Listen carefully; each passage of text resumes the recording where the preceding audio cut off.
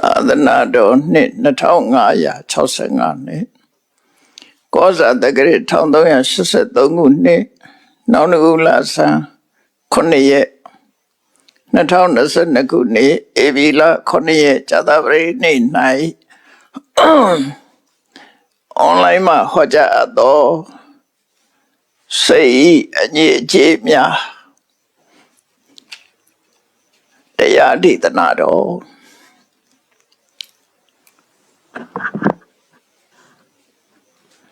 မြတ်စွာဘုရားဟောထားတဲ့ဝဋ္ဌတုတ်ဆိုတာရှိတယ်ဝဋ္ဌဆိုတာအဝတ်အထည်သူတွေအသုံးပြုတဲ့အဝတ်အထည်သုံးဖို့ပိတ်အုပ်အဲ့ဒါဝဋ္ဌပါဠိလိုဝဋ္ဌလို့ခေါ်တယ်အဲ့ဒီဝဋ္ဌလို့ခေါ်တဲ့အဝတ်အထည်ကိုဥပမာပေးပြီးတော့လူတွေရဲ့စိတ်တန်ရှင်းရေးအတွက်ဟောကြားဆုံးမတဲ့သုတ်တံဖြစ်တယ်လူဘဝနဲ့လည်းဆက်ဆိုင်တယ်ဒါကြောင့်မို့ဒီကနေ့အဲ့ဒီဝဋ္ဌသုတ်သုံးမဝဋ္ထုပမသုတ်အဝတ်ထည်နဲ့ဥပမာပေးပြီးတော့စိတ်ရဲ့အညစ်အကြေးတွေဆိုတာတွေကိုသိရှိနားလည်အောင်လို့မြတ်စွာဘုရားဒီသုတ်တံကိုဟောတာဖြစ်တယ်အဲ့တော့လူတိုင်းဟာကိုယ်စိတ်ကိုဆင်ញင်သုံးသပ်ကြအောင်စိတ်တ ानु ပတနာလို့မဟာသရိဝရဏသုတ်မှာဟောတဲ့စိတ်ကိုလေးလာသုံးသပ်တယ်ဆိုတာလည်းပဲကိုယ်စိတ်ထဲမှာအညစ်အကြေးရှိမရှိအညစ်အကြေးရှိနေညှဉ်းနှွမ်းတဲ့စိတ်အညစ်အကြေးမရှိဘူးဆိုရင်ဖြူစင်တဲ့စိတ်စင်ကြယ်မှုမစင်ကြယ်မှုနဲ့ပတ်သက်ပြီးတော့မြတ်စွာဘုရားဟောတာပဲဖြစ်တယ်တနည်းအားဖြင့်ပြောပါဆိုရင်ဒီဝဋ္ဌသုတ်ဟာလည်းပဲစိတ်တ ानु ပတနာနဲ့သက်ဆိုင်တယ်လို့ဒီလိုမှတ်ကိုဆင်ញင်သုံးသပ်เสียလူတိုင်းမှာ၄မျိုးရှိတယ်တစ်ခုကတော့ရုပ်ခန္ဓာနဲ့ပတ်သက်ပြီးတော့သိရှိနားလည်ဖို့ကာယ ानु ပတနာလို့ခေါ်တယ်ရုပ်တရားနဲ့ပတ်သက်ပြီးတော့သိရှိနားလည်ဖို့ဘာလို့လဲဆိုရင်လူတွေရဲ့ဆွဲလန်းမှုဟာရှုပ်ဆင်းပေါ်မှာဆွဲလန်းကြတာဖြစ်တယ်ပေါ့လူတိုင်းဟာကိုယ့်ကိုလှတယ်လို့ထင်တယ်လို့သူများကိုလည်းလှတယ်လို့ထင်တယ်အဲ့ဒါနဲ့ကိလေသာတွေဖြစ်ပွားပြီးအကုသိုလ်တွေများကြတာဟုတ်အဲ့တော့ကိလေသာတွေဖြစ်ပွားအကုသိုလ်တွေများနေတာတွေနဲ့ပတ်သက်ပြီးတကယ်မတင့်တယ်ပါပဲနဲ့တင့်တယ်လို့ထင်နေတဲ့အထင်ကြီးပျောက်ဖို့ရအတွက်မြတ်စွာဘုရားကာယ ानु ပတနာကိုဟောတာပဲဆိုလိုတာတော့လူတိုင်းဟာယုတ်ခန္ဓာရှိနေတယ်ယုတ်ခန္ဓာပေါ်မှာလှပတယ်လို့ထင်နေတဲ့အထင်တစ်ခုဟာလူတိုင်းကိုလွှမ်းမိုးထားတာဖြစ်တယ်အဲ့ဒါပြောက်ဖို့ကာယ ानु ပတနာရှိဖို့လိုတယ်ပေါ့ထို့တူပဲလူတွေဟာစိတ်ခံစားချက်ပေါ်မှာအကြောင်းပြုပြီးတော့စိတ်ခံစားချက်ကိုအကြောင်းပြုပြီးတော့လောဘတွေဒေါသတွေဖြစ်ကြတာကိုဆိုပါစို့လူတွေရဲ့စိတ်ခံစားချက်ကအကြမ်းများအဖြစ်တော့၃မျိုးရှိတာပေါ့ဒီ၃မျိုးထဲမှာခံစားတဲ့အစဉ်ပြေတဲ့ပြောစရာကောင်းတဲ့စိတ်ခံစားမှုပေါ်မှာဆိုရင်လူတွေရဲ့ကျင့်တတ်ကြတယ်ကျင့်တတ်တယ်လို့ဆိုတဲ့သဘောကနှစ်သက်တဲ့မျက်နှိုးတဲ့ဒါမျိုးလိုချင်တယ်ဆိုတဲ့ရာဂဆိုတဲ့ကိလေသာတရားဟာဖြစ်ပေါ်လာတာဖြစ်တယ်အဲ့တော့စိတ်ခံစားမှုကိုအကြောင်းပြုပြီးတော့ရာဂဆိုတဲ့တဏှာဖြစ်နိုင်တယ်ပေါ့နော်ဒါကြောင့်မို့ဒုက္ခယဝေဒနာယရာဂနုတယောနုတေတိတဲ့ စိတ်ထဲမှာကောင်းတဲ့ခံစားချက်နဲ့ပတ်သက်လာတဲ့အခါလူတိုင်းဟာကိုယ်ချမ်းသာမှုစိတ်ချမ်းသာမှုဆိုတဲ့စိတ်ခံစားမှုပျော်ရွှင်မှုပေါ်မှာကျင့်တတ်တယ်ကျင့်တတ်တော့အဲ့ဒါကိုလိုချင်လားအဲ့လိုချင်နေဆိုတဲ့ရာဂဟာလူရဲ့တဏ္ဍာမှာကိန်းအောင်လာတယ်ကြီးထွားလာတယ်ပေါ့ထို့တူပဲဒုက္ခရဲ့ဆန့်ကျင်မဲ့ဒုက္ခ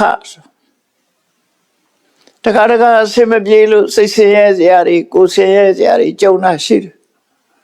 အဲ့လိုဆင်းရဲဒုက္ခနဲ့ကြုံတဲ့အခါကျတော့လူရဲ့စိတ်ခံစားမှုကဘာဖြစ်တော့ဒေါသဖြစ်တယ်နော်ကိုဖြစ်ရမလားတချို့ဆိုခေါင်းကိုက်ရမလားဆိုခေါင်းကိုထုတယ်အဲ့လိုထိအောင်စိတ်ခံစားမှုတွေရှိကြတယ်ပေါ့နော်ဒုက္ခကိုအကြောင်းပြုပြီးစိတ်ခံစားမှုတွေဖြစ်တဲ့အခါမှာဒေါသနောက်ကလိုက်လာတယ်အဲ့ဒါကိုဒုက္ခယဝေဒနာယပဋိက္ခနုတေယောနုတေတိပဋိက္ခဆိုတာနဲ့ဒေါသဆိုတာတူတူပဲဒုက္ခဝေဒနာနဲ့ကြုံတိုင်းဟာလူတွေမှာဒေါသဆိုတာဖြစ်ပွားတယ်ဒေါသတွေဖြစ်ပွားလာတယ်အဲကြောင့်ဝေဒနာကိုသိချဝေဒနာအနေနဲ့သိဖို့လိုတယ်ပေါ့ငါနဲ့တွေ့လိုက်လို့ရှိရင်ငါချမ်းသာတယ်ငါဆင်းရဲတယ်ငါပျော်တယ်ငါစိတ်ညစ်တယ်ဆိုတာနဲ့တွေ့လိုက်တဲ့အခါကျတော့ခုနမရှောင်လွဲနိုင်တဲ့လောဘဒေါသဖြစ်ပေါ်လာတာတခါတည်းကျတော့မသိတာတဲ့စိတ်ခံစားမှုတွေရှိတယ်မထူးဆန်းတဲ့စိတ်ခံစားမှုလို့ပြောချက်ပြောပေါ့ဆိုပါစို့ဒုက္ခဝေဒနာဆိုတာသိတာတယ်ဒုက္ခဝေဒနာလည်းသိတာတယ်ဒုက္ခလည်းမဟုတ်ဒုက္ခလည်းမဟုတ်ဆိုတဲ့စိတ်ခံစားချက်မျိုးကြတော့မသိတာဗျမသိတာတဲ့အခါမှာစိတ်ခံစားမှုဖြစ်တယ်ဆိုတာကိုမသိလိုက်တာ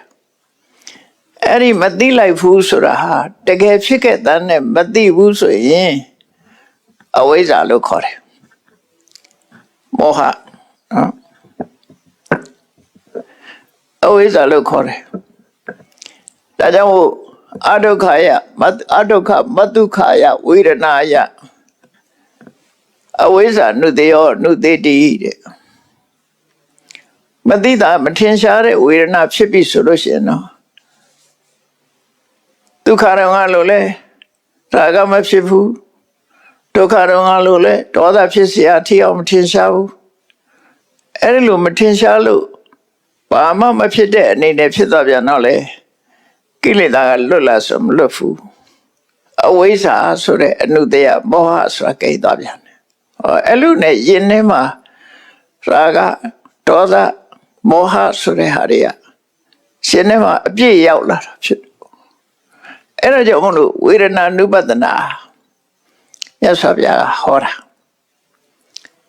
ဝေဒနာနုပဒနာနဲ့ရှုမှတ်ပွားပြီးတော့ဒုက္ခခံစားရလို့ရှိရင်လဲရာဂမဖြစ်ဖို့ဒုက္ခခံစားရလို့ရှိရင်လဲဒေါသမဖြစ်ဖို့အဒုက္ခမဒုက္ခဆိုမထင်ရှားတဲ့ဝေဒနာနဲ့ကြုံတဲ့အခါမှာလည်းပဲမသိလိုက်တာမဖြစ်ဖို့ဆိုတဲ့ဒါတကယ်ဖြည့်စည်းတွေကိုရသော်ပြပေးတာပဲဖြစ်တယ်။တော့စိတ်တ ानु ပဒနာကြတော့ကိုယ်စိတ်ထဲမှာလောဘရှိနေသလားလောဘတွေဖြစ်သလားဒေါသတွေဖြစ်သလားမောဟတွေဖြစ်သလားစိတ်ရဲ့အညစ်အကြေးတွေနဲ့ပတ်သက်ဖို့သိဖို့လိုအပ်တယ်ပေါ့။အဲ့ဒါကြောင့်စိတ်တ ानु ပဒနာဟောတာဒီကနေ့ဟောမဲ့ဝဋ္ထတုတ်သို့မဟုတ်ဝဋ္ထုပမတုတ်အဝန်းနဲ့ဥပမာပေးထားတဲ့တုတ်ကိုညမလိုကောင်းစဉ်တက်ပြီးတော့စိတ်အညစ်အကြေးများဆိုတာနဲ့မြတ်စွာဘုရားဟောတဲ့တရားကိုဟောမှာပါအဲ့တုတ်တန်ကိုဟောမှာပါအဲ့တုတ်တန်ကိုအနှစ်ချုပ်ပြီးတော့နားလည်လွယ်အောင်ဟောမှာဒီတုတ်တန်ကိုမြတ်စွာဘုရားကယဟန်တွေကိုဟောတာယဟန်တွေကိုဟောသည့်အတွက်ကြောင့်ယဟန်တို့ဆိုတဲ့အလုတ်ပုတ်တွေရှိတယ်ခေါ်တဲ့စကားလုံးလေးတွေပါတယ်အဲ့ဒါတွေကိုဖြုတ်ထားပြီးတော့တရားနာတဲ့ပုဂ္ဂိုလ်တိုင်းဟာကိုယ်ရည်ညွှန်းတဲ့ဆိုတာသိရှိနားလည်ဖို့ယဟန်တို့ဆိုတဲ့အခေါ်ကို ခဏဖယ်ထားပြီးတော့တရားသာတက်နဲ့နားထောင်ကြည့်ကြရအောင်နော်မြတ်စွာဘုရားဟောတဲ့ထဲမှာ main teaching လို့ခေါ်တဲ့အထူးဟောကြားချက်ကပါတော့ဆိုရင်စိတ်ရဲ့အညစ်အကြေးများစိတ်ဤအညစ်အကြေးများလို့ဆိုတော့စိတ်ကတခြားအညစ်အကြေးကတခြားတယ်လို့နားလည်ရမှာစိတ်ကတစ်ခုအညစ်အကြေးကတစ်ခုနှစ်ခုဆိုတော့ဘောပေါင်းစိတ်ဤအညစ်အကြေးများဘာနဲ့ဥပမာတူတော့ဆိုရင်အဝိုးရဲ့အစွန်အညစ်အကြေးများတန်ရှင်းနေတဲ့အဝတ်မှာအစွန်အပေတွေထင်တာလို့စိတ်မှလည်းပဲအညစ်အကြေးတွေဆွဲကတ်တာတဲ့အဲ့တော့စိတ်ရဲ့အညစ်အကြေးများဆိုတဲ့စကားလေးကိုရှေးဥစွာမှတ်ဖို့လိုတယ်စိတ်ဆိုတာကပဂတိအနေထားအဖြစ်အဝတ်ထဲလို့ပဲအယောင်မရှိပဲနဲ့ဖြူနေတဲ့ဖြူစင်းနေတဲ့အရာပဲဖြစ်တယ်အယောင်တွေကနောက်မှလာဆိုးတယ်နော်အဖြူတယ်လို့ပြောရမယ်စိတ်ဟာအဖြူတယ်လို့ဆိုတာလောဘနဲ့လည်းမတွဲဘူးဒေါသနဲ့လည်းမတွဲဘူးမောဟတို့မမနာတို့အိတ်တာတို့ပစ္စရိယဒါတွေလည်းမတွဲဘူးပေါ့သူတော်ဘာဆိုရင်ဖြူတယ်ဟာစိတ်ဟာတန့်စင်နေတယ်အဲတန့်စင်နေတဲ့စိတ်ကိုအညစ်အကြေးတွေလာပြီးတော့ကတ်တာအဲ့ဒါကိုသဘောပေါက်စိတ်ကတခုအညစ်အကြေးတွေကတခုစိတ်နဲ့အညစ်အကြေးစိတ်အညစ်အကြေးပြလို့ဆိုတော့စိတ်ဟာအဖြူတယ်ဆိုတာကိုမြတ်စွာဘုရားသုတ်တန်တစ်ခုမှဟောထားတာရှိတယ်ပပ္ပတရပိဒံဘိက္ခဝေစိတ်တံစိတ်ဟာသဘာဝအဖြစ်အဖြူတယ်ဖြစ်တယ်အယောင်တလဲလဲထွက်နေတယ်ဆိုတာဒါဖြူတဲ့သဘောကိုပြောတာပါစိတ်ဟာသဘာဝအတိုင်းကဖြူတယ်တင်္စခောအာဂနုကေဟိဥပကိလေတေဟိဥပကိလေထံအဲ့ဒီအဖြူတဲ့တတ်တတ်ဖြစ်တဲ့စိတ်ကိုတဲ့နောက်မှဝင်ရောက်လာတဲ့စိတ်အညစ်အကြေးတွေကစိတ်ကိုညှဉ်းနှွမ်းအောင်လုပ်လိုက်တာဖြစ်တယ်ဒါသဘာဝပဲလေအဝတ်ထဲဆိုတာဖြူစင်းနေတာနောက်ကြတော့မှဟိုညစ်ကြေးနဲ့ထိလို့ပေးသွားလိုက်ဒါနဲ့ထိလို့ပေးလိုက်နဲ့နော်အစွန်ထင်းနေဖြစ်လာတာအစွန်ထင်းကတခြားအဝတ်ထဲကတခြားအဝတ်ထဲမှာပေးနေတဲ့အစွန်ထင်းနေအဲ့ဒါလိုပဲစိတ်မှာပေးနေတဲ့အညစ်အကြေးတွေဒါကိုဒီသုတ်တံမှာမြတ်စွာဘုရားကစပြီးတော့အဝတ်ဥပမာနဲ့စပြီးတော့ဟောတာအဲ့ထဲမှာမြတ်စွာဘုရားဟောလို့ရင် main teaching လို့ခေါ်တဲ့အဓိကဟောကြားချက်ကဘာလို့ဆိုစိတ်တေတန်ကိလေထေဒုက္ခတိပါတိကင်္ခာတဲ့ဒါလူတိုင်းမှတ်တာဘူးစိတ်ညစ်ပေနေလို့ရှိရင်မကောင်းတာပဲဖြစ်မယ်ကိုယ်စိတ်ဖြစ်ဖြစ်သူစိတ်ဖြစ်ဖြစ်အခုစိတ်ရဲ့အညစ်အကြေးတွေတစ်ခုခုညစ်ပေနေမဲ့ဆိုရင်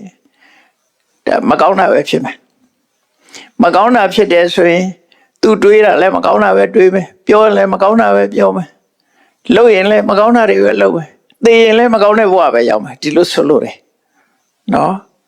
စိတ်ဟာညစ်ပေနေတယ်ဆိုရင်မကောင်းတာပဲဖြစ်မယ်မြတ်စွာဘုရားဟောတဲ့စကားလုံးကစိတ်တေတန်ကိလေထေဒုက္ခတိပါတိကင်္ခာစိတ်တေစိတ်သည်တန်ကိလေထေအညစ်အကြေးတွေကြောင့်ညှဉ်းနှွမ်းနေမဲ့ဆိုရင်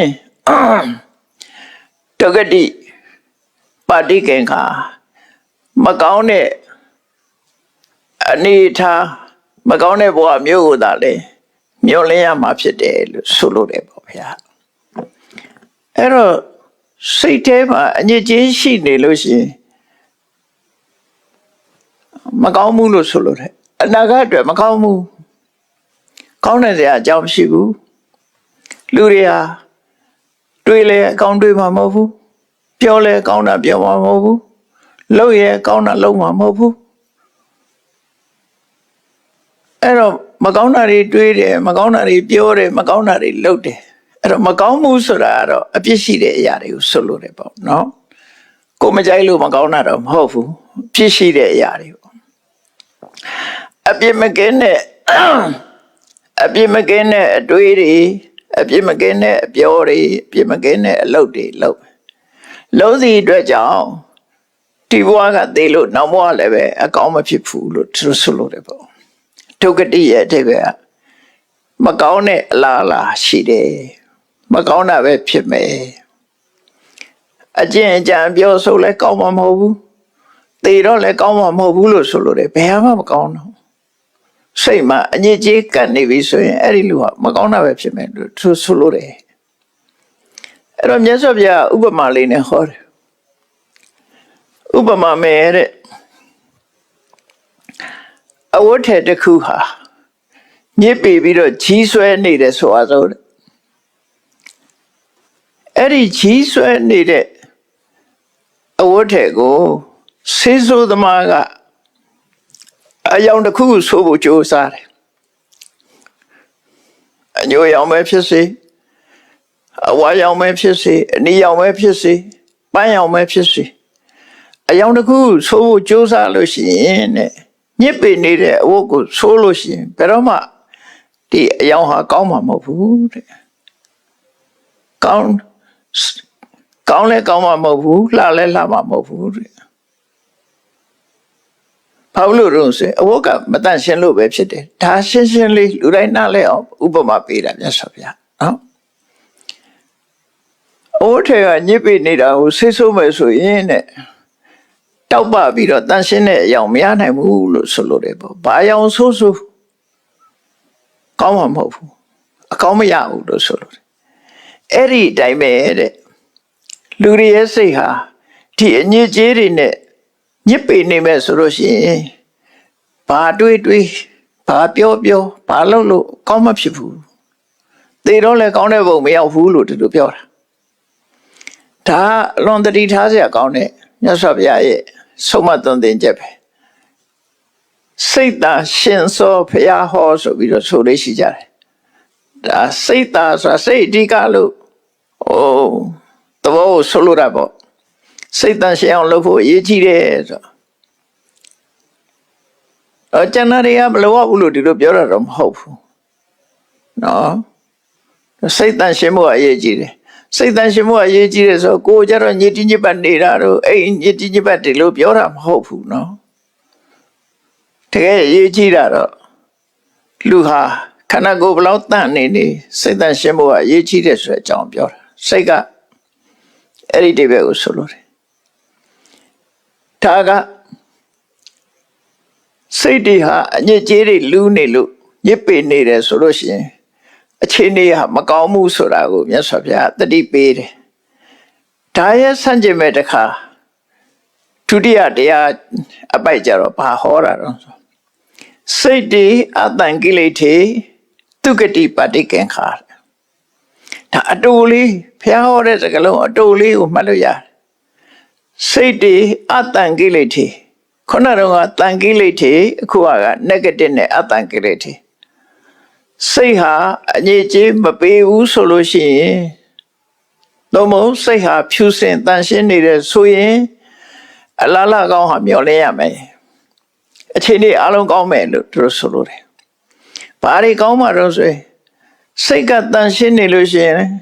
အပြောလဲအတွေးတာလဲအပြစ်ကင်းမယ်ပြောတာလဲအပြစ်ကင်းမယ်လှုပ်တာလဲအပြစ်ကင်းမယ်နောက်မှလည်းကောင်းရပုံရောက်မယ်ဒီလိုဆိုလို့တယ်ပေါ့နော်စိတ်ကနေဥဆောင်သွားတဲ့သဘောပဲအဲ့တော့အရေးကြီးတာကိုယ့်ကိုတန်ရှင်းအတွက်စိတ်ဟာအရေးကြီးတယ်ဆိုတဲ့အဓိပ္ပာယ်ကိုပြောတာဒါကြောင့်မို့မြတ်စွာဘုရားရဲ့ဆုံးမသွန်သင်ချက်တွေက mind center teaching စိတ်ကိုဗဟိုပြုပြီးတော့ဆုံးမတယ်လူတိုင်းဆိုတာစိတ်ကရှိနေတယ်လေရှိနေတော့ကိုယ်စိတ်ကိုတန်ရှင်းအောင်ယူဆိုင်ဖို့ကိုယ်စိတ်ထဲမှာညစ်ကြေးရှိတယ်လို့သိရမယ်ညစ်ကြေးမရှိဘူးလို့သိရမယ်ဒါစိတ်ဓာတ်နုပဒနာရဲ့သဘောတရားသိယုံနဲ့ပြီးလာလို့ဆိုမပြီးဘူးအညစ်ကြေးရှိနေဆိုပါစို့အဝတ်ဟာပေးနေတယ်လို့သိရင်ဘာလို့ဖွဲ့ရမှာပေါ့ညစ်ပေးနေတဲ့သိရင်တန်ရှင်းလို့အောင်မှာပေါ့ထို့တူပဲကိုယ်စိတ်မှာအညစ်အကြေးတွေရှိနေတယ်လို့သိလို့ရှိရင်ဘာလို့အောင်ဖြူစင်အောင်ကြိုးစားရမယ်ဒီလိုဆိုလိုတာနော်ဒ ဒီလိုဆိုလိုတာတိယုံနဲ့မရဘူးပေါ့အဲ့တော့ဒီသုတ်တံမှာမြတ်စွာဘုရားကပြည့်ပြည့်စုံစုံဟောပါတယ်ဒီအခြေခံကတော့ဒါလေးနှစ်ခုကိုမှတ်တာပေါ့စိတ်တေတန်ကိလေထေဒုက္ခတိပါတိကင်္ခာစိတ်ညစ်နေရင်စိတ်ဟာညစ်ပေနေရင်မကောင်းတာပဲဖြစ်မယ်စိတ်တေအတန်ကိလေထေဒုက္ခတိပါတိကင်္ခာစိတ်ဟာမညစ်ပေပြီးဖြူစင်းနေမယ်ဆိုရင်ကောင်းတာကိုပဲမျှော်လင့်နိုင်တယ်ဒီနှစ်ခုပဲအဲ့ဒီနှစ်ခုကိုဥတည်ပြီးတော့ဒီဝဋ္ဌတုတ်ကိုဟောတာပဲဖေ။အဲ့တော့ဥပမာအနေနဲ့ပြောတဲ့အခါကျတော့ဥပမာမဲ့တဲ့အဝတ်ကဖြူစင်းနေတဲ့တန်ရှင်းနေတယ်ဆိုရင်တဲ့စေသောသမားကဘယ်အောင်မဲ့ဆိုးဆိုးသူဆိုးလိုက်တဲ့အယောင်ဟာကောင်းတဲ့အယောင်ပဲထွက်လာမယ်။ဘာဖြစ်လို့တော့အဝတ်ကဖြူစင်းနေလို့ပဲဒီတိုင်းပါပဲတဲ့စိတ်ဖြူစင်းနေလို့ရှင်အလားလားတွေကအကုန်ကောင်းမဲ့လူဆိုလို့နော်ဒီဘဝမှာလည်းကောင်းတဲ့အကျင့်တွေကျင့်မယ်နောက်ဘဝမှာလည်းကောင်းမယ်သူဆိုလို့ရတယ်ပေါ့အဲ့တော့ဒုက္ခတိဆိုတဲ့နေရာမှာအထက်ကထာကဖြည့်ဆွက်ပြီးရှင်းထားတာလေးလည်းမှတ်စရာကောင်းတယ်ပေါ့ဒုက္ခတိဆိုတဲ့အဓိပ္ပာယ်ဒုမကောင်းတဲ့ခတိအလားအလားမကောင်းတဲ့အလားအလားမိုးလေဝသမမှန်လို့ရှိရင်စိုက်ပျိုးရေးအတွက်အလားအလာမကောင်းဘူးလို့ပြောကြတယ်ပေါ့ condition မကောင်းဘူးလို့ဆိုလို့နော်ရှားသည်ဥရုမကောင်းရင်စိုက်ပျိုးရေးမကောင်းဘူးစီးပွားရေးအခြေအနေတွေမကောင်းရင်ရောင်းဝယ်မကောင်းဘူးဒီလိုပြောကြသလိုပဲစိတ်ဟာညှဉ်းနှွမ်းနေတယ်ဆိုရင်အလားအလာမကောင်းဘူးတဲ့အဲ့ဒီဒုက္ခတိမကောင်းသောအလားအလာဆိုတာဘာပြောတာလဲထက်ကရာဖြည့်ဆွက်ပြီးရှင်းထားတာလေးကိုကြည့်ဒုက္ခတိကိုနှမျိုးမှတ်ပါတဲ့ပฏิပတ်တိဒုက္ခတိနဲ့ဂတိဒုက္ခတိလို့နှစ်ခုမှတ်ပါတယ်ပฏิပတ်တိဆိုတာသူ့ရဲ့ပြုကျင့်နေထိုင်မှုသူ့ရဲ့အပြုအမူရဲ့အလားအလာမကောင်းခြင်းဂတိဒုက္ခတိဆိုတာသိတဲ့နောက်ရှောက်ရမယ့်ဘဝအလားအလာမကောင်းခြင်းနော်ပฏิပတ်တိဒုက္ခတိဂတိဒုက္ခတိအလားအလာနှစ်ခုမကောင်းဘူးတဲ့ထို့တူပဲသူဂတိကြတော့လေပฏิပတ်တိသူဂတိဂတိသူဂတိအကျဉ်းချနေထိုင်အတွက်လည်းကောင်းတယ်ဘဝဂတိအနေနဲ့လည်းပဲအလားအလာကောင်းတယ်စိတ်ရဲ့အညစ်အကြေးရှိခြင်းမရှိခြင်းနဲ့ပတ်သက်ပြီးခြုံငုံပြီးတော့မြတ်စွာဘုရားဟောလိုက်တာနောင်ဘဝအတွက်တည်းမဟုတ်ဘူးဒီဘဝအတွက်ပါဟောတာအဲ့ဒီမှာပฏิပတ်တိဒုက္ခတိဆိုတာသူ့ရဲ့ကျင့်ကြံနေထိုင်မှုရဲ့အလားအလာမကောင်းမှုဆိုတာပါလေဆိုတော့လူရဲ့စိတ်ထဲမှာနောက်ကြတော့စိတ်ရဲ့အညစ်အကြေးတွေကိုပြလိုက်မယ်လူရဲ့စိတ်ထဲမှာလောဘဆိုတဲ့အညစ်အကြေးကပ်နေပြီဒေါသဆိုတဲ့အညစ်အကြေးကပ်နေပြီမာနတို့အိတ်သားစားတဲ့အညစ်အကြေးတွေကပ်နေပြီဆိုပါစို့အဲ့ဒီလူဟာသူ့ရဲ့အကျင့်အကြံအပြောဆိုနေထိုင်နေရဘာဖြစ်လဲတွေးရင်အပြစ်မကင်းတာတွေတွေးမယ်လုပ်ရင်လည်းပြောရင်လည်းအပြစ်မကင်းတာတွေပြောလိမ့်မယ်လုပ်ရင်လည်းအပြစ်မကင်းတာတွေလုပ်လိမ့်မယ်ဆိုလိုတာကတွေးရင်ဆိုတာဘာလို့လောဘရှိနေတဲ့ပုဂ္ဂိုလ်ဒေါသရှိနေတဲ့ပုဂ္ဂိုလ်ဟာသူတွေးလိုက်တာနဲ့ဘာတွေးတုံးဆိုအဖိစ္ဆာလို့သူရပစ္စည်းကိုရချင်တဲ့အတွေ့တွေးတယ်ပြာပါဒသူတော်ကိုသေစေလိုတဲ့စေရနာစိုးနဲ့တွေ့တယ်ဒုက္ခရောက်စေခြင်းနဲ့အတွေ့တွေတွေ့တယ်မိစ္ဆာဒိဋ္ဌိမမှန်မကန်မှားယွင်းတဲ့အတွေ့တွေကိုလက်ခံပြီးတော့တွေ့တယ်ဟောအတွေ့တွေကလွဲကုန်တယ်အဲ့ဒါကိုပฏิပတ်တိဒုက္ခတိလို့ခေါ်တယ်နောက်အပြောဆိုလဲကြည့်လိုက်အောင်သူဟာလိမ်ပြောရမှာလဲဝမလေးဘူးတုံးနဲ့တူမတဲအောင်ဂုံးတိုက်ဖို့လဲဝမလေးဘူးဆဲဖို့လဲဝမလေးဘူးမဟုတ်တန်တရားတွေရှောက်ပြောဖို့လဲမလုံးလဲဝမလေးဘူး တော့ပြောမယ်ဆိုရင်သူကမူတာဝါဒတွေရောပိတုနာဝါစာဖရုဒဝါစာတမ္ဖပလပါဆိုတဲ့အပြစ်မကင်းတဲ့အပြောတွေသူပြောမှာအဲ့ဒါပฏิပတ်တိဒုက္ခတိလို့ခေါ်တယ်စိတ်ထဲမှာအညစ်အကြေးရှိမှအဲ့ဒါတွေလောက်တာလောဘဖြစ်ဖြစ်ဒေါသဖြစ်ဖြစ်မောဟဖြစ်ဖြစ်အညစ်အကြေးတစ်ခုရှိပြီဆိုရင်အဲ့ဒီလိုပဲကိုရောက်သွားမယ်နောက်ကာယကံအနေနဲ့ပြောမယ်ဆိုလို့ရှိရင်လေအပြစ်မကင်းတဲ့အလုပ်တွေလုပ်တဲ့စာသူများအသက်သက်ဖို့ကြိုးစားမယ်သူတို့ဥစ္စာရယူဖို့ကြိုးစားလာမယ်သူတို့ကတာမယပြစ်မှားဖို့ကာမကိစ္စတွေမှာမလုပ်ဖို့ဒါတွေကြိုးစားလာအဲ့တော့သူလှုပ်သမျှဟာသူတွေးသမျှသူပြောသမျှလှုပ်သမျှတွေဟာအပြစ်မကင်းတာတွေကြီးဖြစ်လာလို့ပฏิပတ်တိဒုက္ခတိလို့ခေါ်တယ်အလားလားမကောင်းဘူးစိတ်ထဲမှာညစ်ကြေးရှိပြီဆိုရင်ဒီဟာတွေတစ်ခုသူလှုပ်တော့အဲ့တော့ဒုစရိုက်တမဘဝရောက်တဲ့စာဒီအညစ်ကြေးတွေကြောင့်ပဲအဲ့ဒီတိုင်းမှာပဲပฏิပတ်တိဒုက္ခတိဆိုတာစိတ်ကောင်းနှလုံးကောင်းရှိလာပြီစိတ်ဟာအညစ်ကြေးတွေကင်းသွားပြီဆိုရင်ဥမာမဲ့လောဘမရှိဘူးအလောဘဆိုရင်သူကတွေးတာလဲဌာနကောင်းမှုလုပ်ဖို့တွေးမယ်သီလဆောက်တည်ဖို့တွေးမယ်ဥပုသ်ဆောင်ဖို့တွေးမယ်ကောင်းတယ်ပဲတွေးတော့တာအဲ့ကြတော့နော်ကောင်းတဲ့ဘက်ကိုတွေးလာတာခုနလိမ်မပြောဘူးမှန်တာပဲပြောမယ်သူများဥစ္စာမတရားမယူဒါတွေကောင်းတဲ့ဘက်ကတွေးလာတာအဲ့ဒါပฏิပတ်တိဒုက္ခတိလို့ခေါ်တယ်ဒါကြောင့်မို့လို့သူကနောက်ဘဝကျတော့လေဒီပฏิပတ်တိဒုက္ခတိအကြောင်းပြုပြီးတော့ဂတိဒုက္ခတိကလည်းကောင်းရပုံရောက်သွားတာခုနမကောင်းတာတွေးမကောင်းတာပြောမကောင်းတာလုပ်တဲ့ပုဂ္ဂိုလ်ကြတော့အဲ့ဒီအကုသိုလ်ကြောင့်သေတော့လေအပင်ငယ်ရဲ့ပဲလေးပုံမှာကြာတယ်အဲ့လိုဆိုလို့တယ်ဒါမြတ်စွာဘုရားဒေသနာတော့လူတိုင်းနားလဲအောင်ရှင်းရှင်းလေးဟောတာနော်ရှင်းရှင်းလေးဟောတာမြတ်စွာဘုရားဟောတဲ့ပါဠိတွေကရှင်းရှင်းလေးပဲဟောတာအဲ့ဒီလိုစိတ်ဟာညစ်ကြေးနေလို့ရှင်ဘယ်လိုအခြေအနေဖြစ်တယ်စိတ်ဖြူစင်တန်ရှင်းနေလို့ရှင်ဘယ်လိုအခြေအနေဆိုတာကိုရှေးဥစွာမြတ်စွာဘုရားဒီသုတ္တမှာရှင်းနေဟောကြားလိုက်တယ်အဲ့တော့စိတ်ရဲ့အညစ်အကြေးများဆိုတာကြတော့ဒီသုတ္တမှာဘယ်ဟာတွေဟာစိတ်ရဲ့အညစ်အကြေးလဲအဲ့ဒါသိဖို့လိုလာတယ်စိတ်ဟာ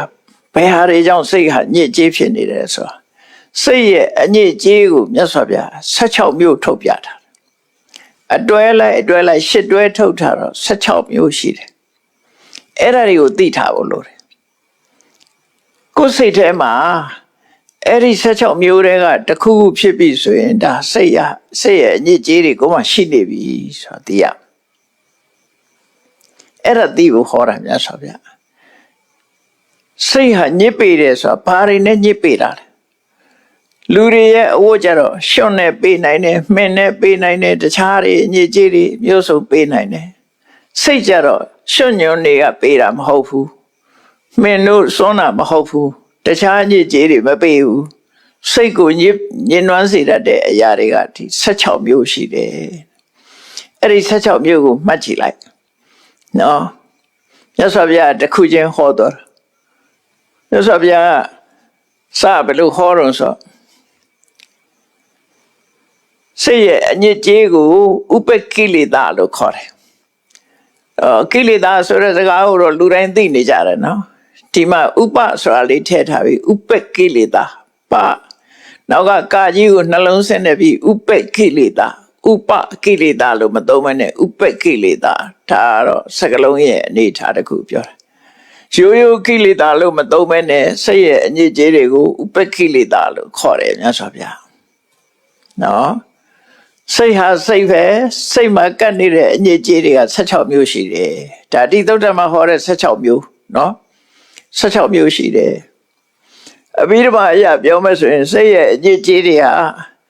အကုသိုလ်စေတသိက်14မျိုးဟာစိတ်ရဲ့အညစ်အကြေးပဲလေအဘိဓမ္မာသင်မှုတဲ့ပုဂ္ဂိုလ်တွေကြည့်မယ်ဆိုရင်အကုသိုလ်စေတသိက်14ခုရှိတယ်အဲ့ဒီ14ခုဟာစိတ်ရဲ့အညစ်အကြေးပဲကိလေသာ10ပါးရှိတယ်အဲ့ဒါလည်းစိတ်ရဲ့အညစ်အကြေးပဲတန်ရောစဉ်10ပါးတို့အနုတ္တယ9ပါးတို့ဒါတွေကလည်းအလုံးပေါင်းရင်စိတ်ရဲ့အညစ်အကြေးတွေရှိပဲနော်အကုသိုလ်တွေမှန်သမျှစိတ်ရဲ့အညစ်အကြေးပဲလို့ သို့တော့ဒီသုတ္တမှာမြတ်စွာဘုရားစိတ်ရဲ့အညစ်အကြေးဆိုတာကို16မျိုးဟောထားတယ်ဆိုတာသိဖို့လိုတယ်အဲ့ဒီ16မျိုးကနံပါတ်1ကစပြီးတော့မှတ်ရအောင်အဘိဇ္ဇဝိသမလောဘောစိတ်တတဥပကိလေသောတဲ့မြတ်စွာဘုရားသုံးတဲ့စကားလုံးကရှင်းရှင်းလေးအဘိဇ္ဇနဲ့ဝိသမလောဘသည်စိတ်ရဲ့အညစ်အကြေးဖြစ်သည်ဒါပဲအဘိဇ္ဇဝိသမလောဘသည်စိတ်ရဲ့အညစ်အကြေးဖြစ်သည်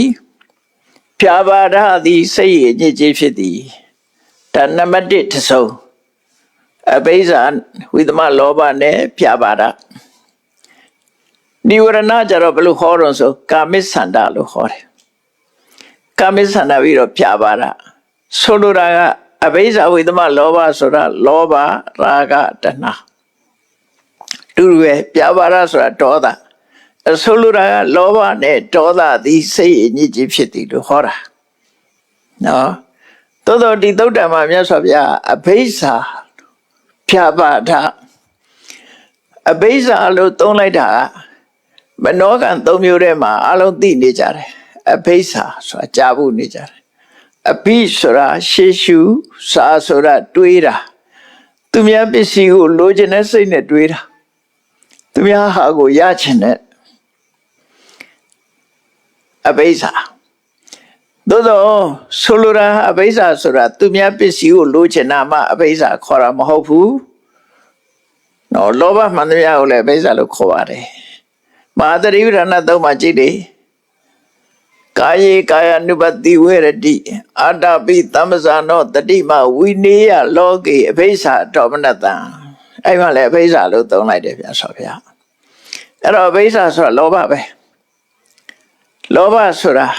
လူချင်းစရာအာယုံပေါ်မှာကြံတွေးတတ်တဲ့လောဘလို့သူတို့ဆိုလို့တယ်ပေါ့နော်အဘိဇ္ဇဆိုတာလောဘကိုပြောတယ်လို့သူတို့မှတ်ရအဲ့ဒီနေရာမှာအထက်ကရာဆရာကအစဉ်လာရဖွင့်ဆိုချက်တွေကိုထုတ်ပြထားတယ်အဘိဇ္ဇာဆိုတာဘယ်လိုဟာလဲဝိသမလောဘဆိုတာဘယ်လိုဟာလဲနော်အဘိဇ္ဇာကတစ်ခုဝိသမလောဘတစ်ခုဒီနှစ်ခုကိုပေါင်းပြီးတော့လောဘတစ်ခုတည်းကိုပဲအဘိဇ္ဇာလို့လည်းခေါ်တယ်ဝိသမလောဘလို့လည်းခေါ်တယ်ဝိသမလောဘဆိုတာတော့ဖမာတေရလည်းသုံးလေးရှိကြတယ်လေဝိသမလောဘဆိုတာသူများပစ္စည်းလိုချင်တာတွေကိုဝိသမလောဘလို့သုံးကြတယ်အဲ့တော့ထားအထက်ကရာရှင်းပြပုံကတော့ဘာလို့ဆိုအဘိဇ္ဇာနဲ့ဝိသမလောဘထူးသလားဆိုရင်ပထမနည်းရတော့ပြောပြတယ်တက္ကဖန္တိသန္နရာကောအဘိဇ္ဇာတဲ့ကိုပစ္စည်းကိုလိုချင်တာကြတော့အဘိဇ္ဇာတဲ့ပရပန္တိဝိသမလောဘောသူများပစ္စည်းလိုချင်တာကိုဝိသမလောဘလို့ဒီနှစ်ခုထူအောင်ကြံလိုက်တဲ့အခါလူဆိုတာလိုချင်တာနှစ်ခုရှိတယ်လေကိုယ့်ဟာကိုယ်လည်းလိုချင်တဲ့ဟာရှိတယ်ကိုယ့်ပစ္စည်းကိုတွေ့တာရှိတယ်သူများဟာကလိုချင်တာရှိတယ်နှစ်ခုရှိတယ်အဲ့ဒါကြောင့်ကိုယ့်ပစ္စည်းကိုလိုချင်တာကြတော့အဘိဇ္ဇာသူများပစ္စည်းလိုချင်တာကြတော့ဝိသမလောဘမမျှတာတဲ့လောဘလို့ဒီလိုဆိုလို့ရပေါ့တခါနောက်တနည်းကျတော့ဘယ်လိုပြောတော့ဆိုတင့်လျော်တဲ့နေရာမှာဖြစ်တဲ့လောဘတင့်လျော်တဲ့နေရာဆိုတာတမန်အဖြစ်ဖြစ်လိဖြစ်တာရှိတဲ့လောဘလို့ဆိုလို့တယ်ကောင်းတာတွေ့ရင်ကြိုက်တယ်ဆိုတာလူတိုင်းပဲလေအဲ့လိုဖြစ်တဲ့ဖြစ်တိုက်တဲ့နေရာမှာလောဘဖြစ်လို့ရှိရင်အဘိဇ္ဇာမဖြစ်တဲ့နေရာမှာဟိုကသူ့ဘပစ္စည်းပေါ်ကြတော့မဖြစ်တဲ့ဘူးလေသူတို့ကတာမယာပေါ်မှာလည်းမဖြစ်တဲ့ဘူးလေအဲ့တော့ဖြစ်တဲ့နေရာမှာဖြစ်တဲ့လောဘသည်အဘိဇ္ဇာမဖြစ်တဲ့နေရာမှာဖြစ်တဲ့လောဘသည်ဝိသမလောဘမမြတ်တဲ့လောဘလို့သူတို့ဆိုတယ်နောက်ဆုံးကျတော့ဆုံးဖြတ်ချက်ချလိုက်တယ်အေးလောဘဆိုတာပဲလောဘမှမကောင်းဘူးနှစ်ခုစလုံးဟာအဘိဇ္ဇာလည်းလောဘပဲဝိသမလောဘလည်းလောဘပဲအဲ့တော့အဲ့လိုခွဲမနေနဲ့တော့တဲ့နော်လောဘကိုပင်လူချင်းစိတ်နဲ့ကြံတွေးတတ်သောကြောင့်အဘိဇ္ဇာမြတ်တမှုကင်းသောကြောင့်ဝိသမလောဘကိုပဲဒီနာမည်နှမျိုးပေးလိုက်တာလို့ဆိုလို့တယ်လောဘဒီပင်လေလူချင်းစရာအာယုံကိုကြံတွေးတတ်လို့အဘိဇ္ဇာမြတ်တမှုကင်းသောကြောင့်ဝိသမဆိုလိုတာတော့ အဘိဇဝိသမလောဘဆိုတာဘာမှမထူဘူးလို့ဆိုလို့တယ်လောဘကိုပဲပြောတာကြည့်လိုက်တော့အဲ့တော့လူတွေရဲ့ယင်ထဲမှာဖြစ်တဲ့လောဘသည်ဘာလောဘဖြစ်စိတ်ရဲ့အညစ်အကြေးပဲဘာလောဘဖြစ်ဆိုကိုပစ္စည်းကိုလိုချင်တာပဲဖြစ်ကိုမိသားစုထဲမှာနော်ကိုအမျိုးသားကိုအမျိုးသမီးကိုနှစ်သက်မြတ်လို့ရပဲဖြစ်ပေါ့ကိုဟာပဲဖြစ်ဘာပဲဖြစ်လောဘသူများဟာတော့နှစ်သက်တာပဲဖြစ်စီသူများပစ္စည်းလိုချင်တာပဲဖြစ်စီလိုချင်တာမှန်သမျှအဆိုးကြီးပဲလို့သူတို့ပြောတာပေါ့စိတ်ရဲ့အညစ်အကြေးပဲလောဘမှန်ရင်စိတ်ရဲ့အညစ်အကြေးပဲလို့သူတို့ဆိုလို့ဒါကိုစဉ်းစားကြည့်စရာကောင်းတယ်တမန်ပုဂ္ဂိုလ်ကကြည့်မယ်လေကိုပစ္စည်းကိုတွေ့တာအပြစ်လားလို့မေးကောင်းမေးလိမ့်မယ်အပြစ်လို့ဆိုတဲ့နေရာဟာရှားစိုးမှုနဲ့ညှိတာမှအပြစ်မဟုတ်ဘူးနော်မကောင်းကျိုးဖြစ်စေတဲ့ရင်အပြစ်လို့ပဲခေါ်ရတယ်ကိုဟာကိုနှစ်သက်တာကိုပစ္စည်းကိုတွေ့တာကိုမိသားစုကိုတွေ့တာအပြစ်လားတရားဥပဒေရတာအပြစ်မရှိဘူးလေလူရဲ့ဥပဒေရကြတော့အပြစ်မရှိသို့တော့ဓမ္မဥပဒေရကြတော့အပြစ်ဖြစ်တယ်ဘယ်လိုအပြစ်ဖြစ်တာလောဘဖြစ်လို့ကိုဟာကိုတွေ့တာပဲဖြစ်စေကိုမိသားစုကိုတွေ့တာပဲဖြစ်စေတွေ့တာမှုအလုံးသည်တောကကိုဖြစ်စေတယ်ဒါအပြစ်ပဲလေကောင်းကျိုးမပေးဘူးတွေ့တာချင်းကြောင့်တောကဖြစ်လာတယ်အဲ့ဒါသူ့ရဲ့လောဘကဖြစ်စေတဲ့အကျိုးဆက်ပဲဖြစ်တယ်ကောင်းကျိုးမပေးဘူးကောင်းကျိုးမပေးတာအပြစ်ပဲသူတို့ဆိုလို့တာဘသူလောဘပဲဖြစ်ပါလောဘပဲဖြစ်လောဘမှန်သမျှကောင်းကျိုးမပေးဘူးအဲ့ဒီကောင်းကျိုးမပေးတော့ဒါကိုပဲဆိုးကျိုးကိုဖြစ်ပေါ်စေတယ်လို့ဒါအပြစ်လို့ပြောတာလောဘဖြစ်လာလို့ရှိရင်သူများသက်လက်တတ်တာပဲသူများဥစ္စာလည်းခိုးတာပဲသူတို့ဘာသာမရလည်းပြမာတယ်ဒုစရိုက်တွေအကုန်လုံးတယ်သူတို့ဆိုလို့တယ်ပေါ့အကောင်းမဲ့ကိုမတော်ဘူးလို့ဆိုလို့တယ်တခုခုတော့လောက်တာအဲ့ဒါအပြစ်ပဲလို့သူတို့ဆိုလို့တယ်ပေါ့နော်တို့ဆိုလို့တယ်အဲ့တော့ရသော်ဗျာတရားတော့ဟာချင်းချင်းမရှိပါဘူးလောဘကိုစိတ်ရဲ့အညစ်အကြေးတစ်ခုအနေနဲ့သတ်မှတ်တယ်ဒါပထမကိုယ်စိတ်ထဲမှာဒီညစ်ကြေးရှိသလားမရှိဘူးလားပထမသိရငါစိတ်မှာရှိတယ်ရှိရင်ပဲအတိုင်းတာထိရှိတယ်လေငါရဲ့လောဘသည်သူများပစ္စည်းကိုလိုချင်တဲ့အတိုင်းတာထိရောက်သွားသလားသို့မဟုတ်လွန်ခဲ့တဲ့လောဘလားဆို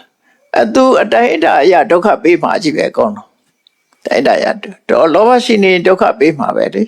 ဘယ်လောဘပဲဖြစ်ကောင်းကျိုးပေးမှာတော့မဟုတ်ဘူးဒုက္ခပေးမှာသို့တော့လောဘရဲ့အတိုင်းတာအရာဒုက္ခပေးမှုအတိုင်းတာရှိမယ်အဲ့ဒါတော့ကွာနိုင်တယ်လေ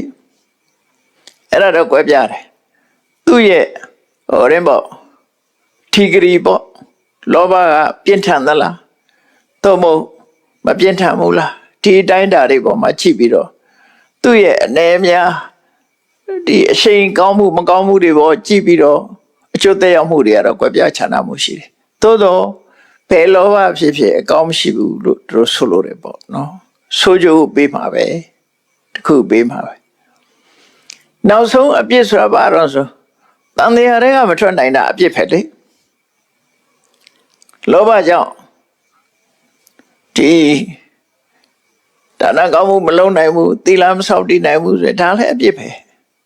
သူတို့ဆိုလို့တယ်ပေါ့အပြစ်ဆိုတာအကြီးကနေစပြီးတော့သိသွားတာအသေးလေးတွေထီအောင်ကြည့်ရမယ်အားလုံးဟာအပြစ်ပဲတန်တရားထဲမှာလက်ပတ်နေစေတာဒီပဲလဲဒါသူ့ရဲ့အပြစ်လို့ပြောရမယ်သူကဘယ်လိုဒုက္ခပေးတော့ဆိုတန်တရားထဲမှာလက်ပတ်နေစေတယ်ဆိုတာဆိုတန်တရားထဲလက်ပတ်နေတဲ့ပုဂ္ဂိုလ်ဟာသူ့မှာဘာဒုက္ခတွေကြုံလာတော့ဆိုစာတိဒုက္ခကြုံမယ်ပြီးရင်မွေးလာလို့အိုးမယ်အိုးရင်သေမယ်ဒီဒုက္ခတွေကသူကမလွတ်နိုင်တော့ဘူးလေအဲ့ဒီဒုက္ခတန်တရားတွေကရုပ်မထွက်နိုင်တာဒါသူ့ချောင်ပဲလို့ဆိုအဲ့ဒီထီအောင်စဉ်းစားရမယ်ပေါ့နော်အဲ့ဒီထီအောင်စဉ်းစားမယ်အလုံးဟာဒီတရားတွေဟာ လူကိုဒုက္ခဆက်ဆက်ပြီးတော့ပေးနိုင်တယ်လို့သူတို့ဆိုလို့ရပေါ့နောက်တစ်ခုကတော့ဘာလို့ဆိုလို့ရှိရင်အပိစ္ဆာဝိသမလောဘပြီးတော့သူနဲ့တွဲလာတာကြတော့ဘာတော့ဖြာပါတော့စိတ်တတဥပကိလေသောဖြာပါရဆိုတာဘာကိုခေါ်တာတော့ဆိုရင်အကြမ်းမြင်အဖြစ်ဒေါသကိုခေါ်တာ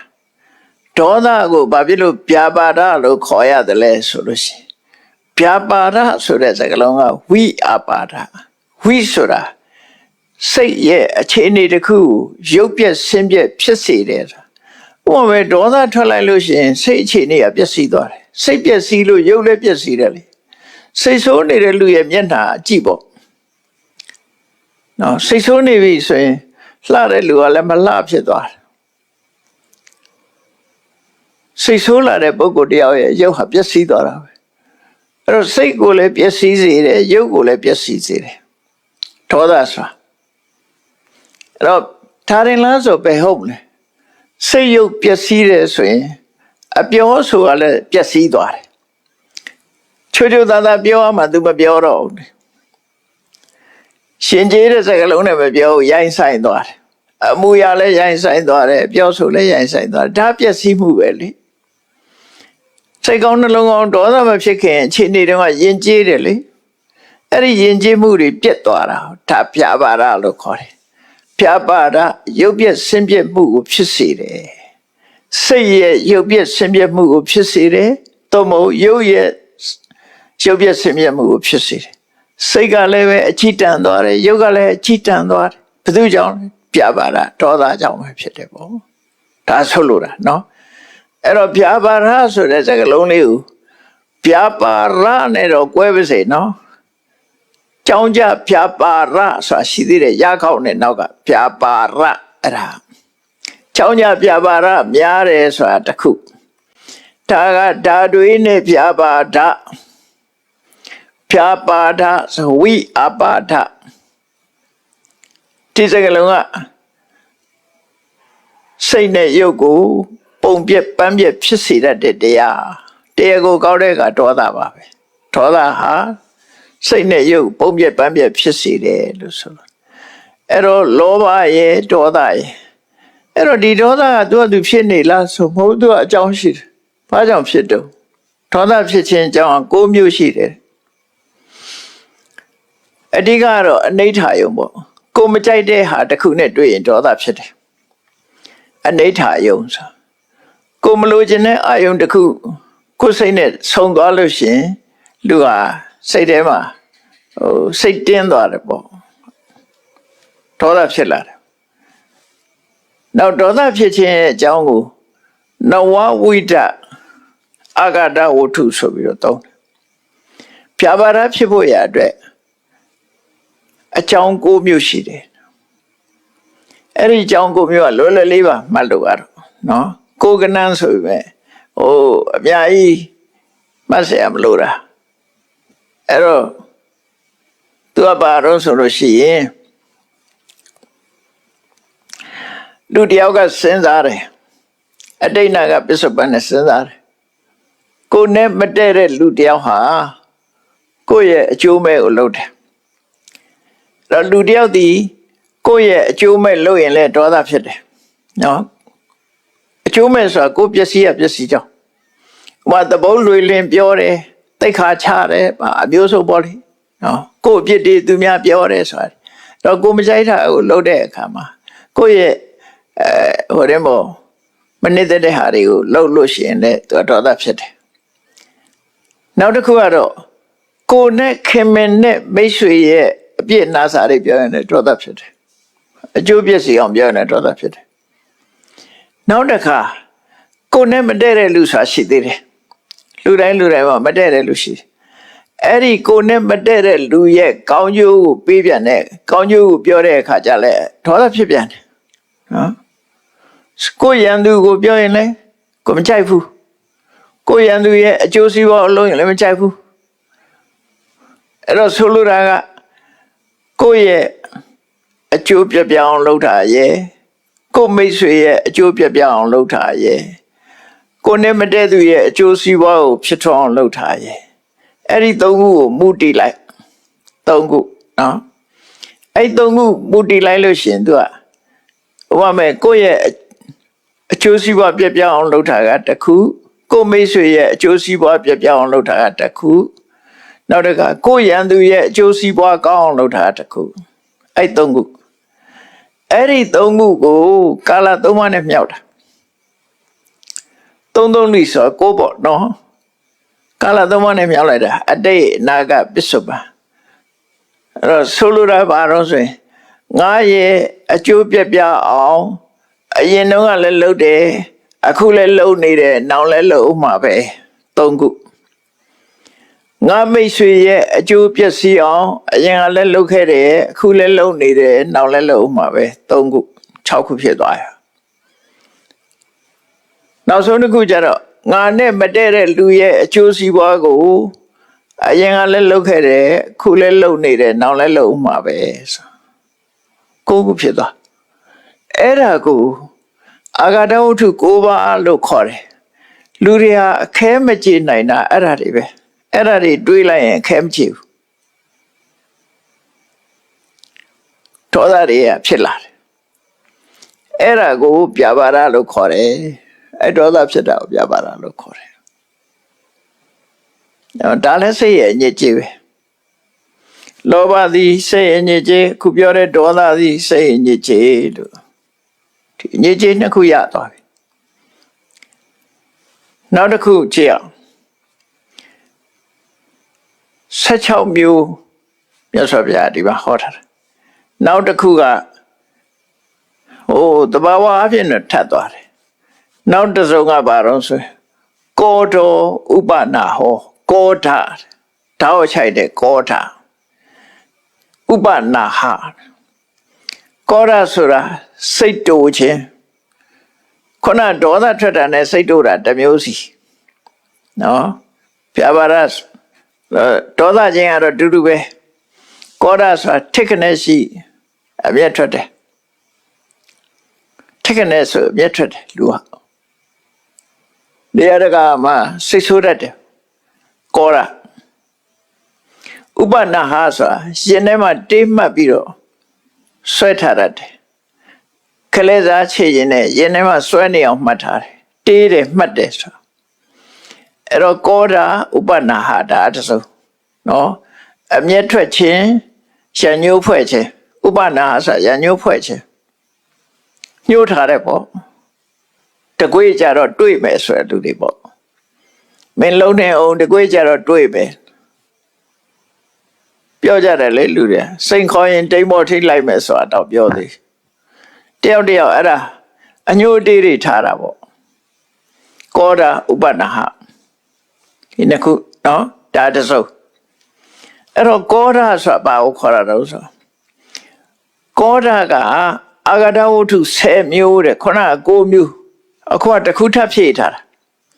အဲ့ဒီတစ်ခုထပ်ဖြည့်ထားတာဘာလို့ဆိုလို့ရှိရင်သက်မဲ့အရာတွေပေါ်မှာဒေါသထွက်တာ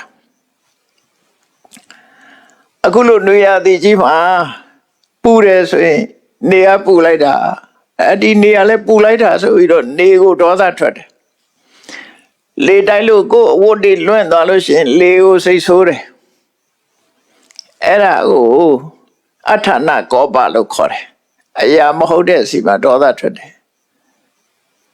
နော်ခလုတ်တိုက်ရင်ခလုတ်ကိုဆဲတယ်လှုပ်တယ်လေလူတွေတချို့ခလုတ်တိုက်ရမလားဆိုဒီခလုတ်ကိုဆဲတယ်ပကံကြကွယ်ရင်ကွယ်ဥဟာဆိုထက်ခွဲလိုက်တယ်ဒေါသဖြစ်တာတွေကိုပြောပြတာအမျိုးစုံပဲထမင်းချက်ရင်လည်းပဲဒေါသဖြစ်တာပဲဒေါသတွေကအများကြီးအဲ့ဒါကိုအဋ္ဌနကောပလို့ခေါ်တယ်အရာမဟုတ်တဲ့နေရာမှာဒေါသထွက်တာသက်မဲ့တွေပေါ်မှာဒေါသထွက်တာခုနက9မျိုးနဲ့ဒါနဲ့ပေါင်းရင်10ခုဖြစ်သွားတယ်ဒါကောဓာဆိုတာဖြစ်ပေါ်လာခြင်းဟာအကြောင်းမဲ့တော့မဟုတ်ဘူးအဲ့ဒါတွေပေါ်မှာတစ်ခုစဉ်းစားရင်ဖြစ်တယ်လို့ဒီလိုမှတ်ရဥပနာဟဆိုတာတော့စိတ်ထဲမှာတွေးခဏစိတ်တူပါများရင်သူကစိတ်ထဲမှာစွဲနေချီနှောင်ထားသလိုဖြစ်တယ် ထိကနေရှိဒေါသဖြစ်ထိကနေရှိဒေါသဖြစ်မပြေနိုင်ဘူးမပြေနိုင်တဲ့ဒေါသအဲ့ဒါဥပနာဟာရှာညှိုးဖွဲ့ခြင်းလို့ခေါ်တယ်အဲ့ဒါတွေကစိတ်ရဲ့အညစ်အကြေးတွေပါတဲ့အဲ့တော့ကိုယ်ရင်ထဲမှာစိတ်အညစ်အကြေးရှိရင်အဲ့ဒီစိတ်အညစ်အကြေးတွေကိုပထမဆုံးရှိတယ်ဆိုတာသိရမယ်သိပြီးရင်လျှော့ချဖို့ကြိုးစားရမယ်အဲ့လိုမလုပ်ဘူးဆိုလို့ရှိရင်အလားလာမကောင်းဘူးအခြေအနေမကောင်းဘူးလို့သာပြောလိုက်ကိုယ့်ကိုလူတွေကကိုယ့်အခြေအနေကောင်းတယ်မကောင်းဘူးကကိုယ့်ကိုတော့မှာငါရင်ထဲမှာအဲ့ဒီလောဘဒေါသကောရပြပါဥပနာဟာတွေရှိနေငါအခြေအနေမကောင်းဘူးလို့သာမှတ်တာငရဲကြီးလာတို့လုတ်ကောင်းလာတွေမေးမနေနဲ့နော်ကိုယ့်ကိုသိရမယ်ဒီစိတ်ရဲ့အညစ်အကြေးတွေရှိနေဆိုရင်ငါအခြေအနေမကောင်းဘူးပဲမရှိအောင်လုပ်ဖို့ပဲလုပ်တယ်နော်မရှိအောင်ကြိုးစားရမယ်မင်္ဂနဲ့နှလုံးသွင်းနဲ့ဖယ်ရှားရမယ်တရားနဲ့ဖယ်ရှားရမယ်အခြေအနေကောင်းအောင်ကိုယ့်ကိုပြင်ရမယ်အဲ့ဒါပြောတာအတ္တဟိအတ္တနောနာဆိုသူများလာပြင်ပေးလို့မရဘူးလေကိုယ့်ကိုလိုရမှာဒါကိုယ့်ရင်ထဲဖြစ်တာသူများသိတာမှမဟုတ်တာအဲ့ကိုယ့်ရင်ထဲကမကောင်းတာတွေဖယ်ရှားဖို့ကိုကြိုးစားရမယ်ဟောနောက်ဒါစိတ်ရဲ့အညစ်အကြေး၄ခုရှိသွားပြီနော်နောက်တစ်စုံကဘာတော့ဆိုရင်မက္ခပလာတာဒါလည်းစိတ်ရဲ့အညစ်အကြေးပဲမက္ခဆိုတာပါပြောတာတော့မက္ခရဲ့အဓိပ္ပာယ်ကဣရိစာလို့ဆိုလို့ရပေါ့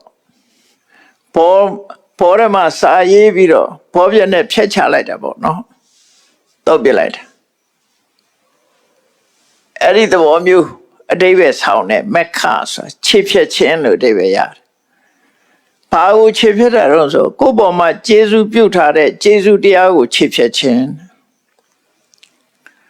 ဒုက္ကတကရဏဝိနတနောမက်ခေါ်တစ်ဖက်သားကိုပေါ်မှာ